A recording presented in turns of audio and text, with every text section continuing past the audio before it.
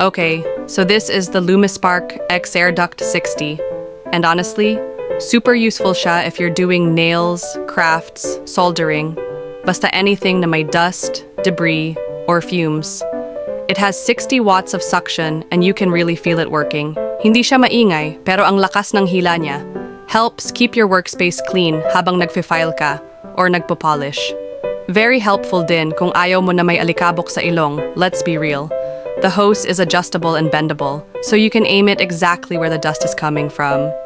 Tapos may tatlong LED lights pa siya, which is actually super helpful lalo na kung medyo madilim yung area mo or you're working on small details.